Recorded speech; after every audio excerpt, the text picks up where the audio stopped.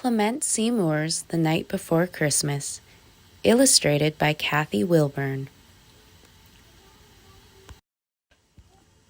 'Twas the night before Christmas, when all through the house not a creature was stirring, not even a mouse. The stockings were hung by the chimney with care, in hopes that St. Nicholas soon would be there. The children were nestled all snug in their beds, while visions of sugar plums danced in their heads, and Mamma in her kerchief and I in my cap had just settled our brains for a long winter's nap. When out on the lawn there arose such a clatter, I sprang from my bed to see what was the matter. Away to the window I flew like a flash, tore open the shutters and threw up the sash.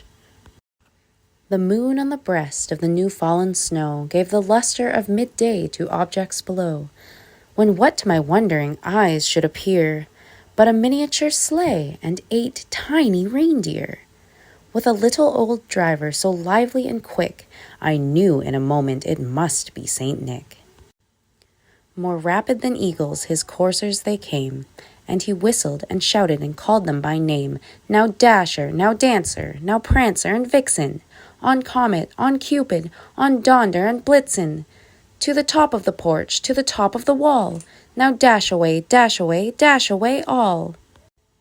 As dry leaves that before the wild hurricane fly, when they meet with an obstacle mount to the sky, so up to the housetop the coursers they flew, with a sleigh full of toys and St. Nicholas too.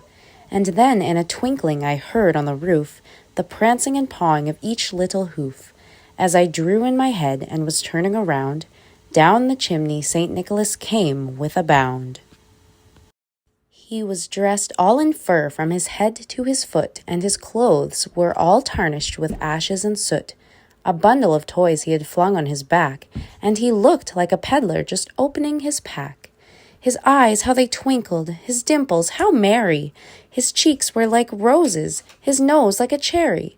His droll little mouth was drawn up like a bow, and the beard on his chin was as white as the snow. The stump of a pipe he held tight in his teeth, and the smoke encircled his head like a wreath. He had a broad face and a little round belly that shook when he laughed like a bowl full of jelly.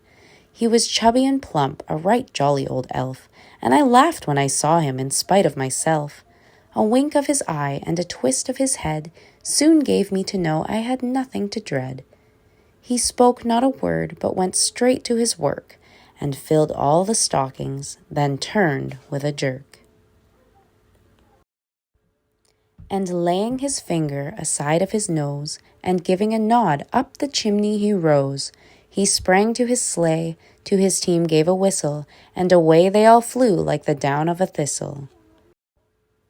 But I heard him exclaim ere he drove out of sight, "Happy Christmas to all, and to all a good night."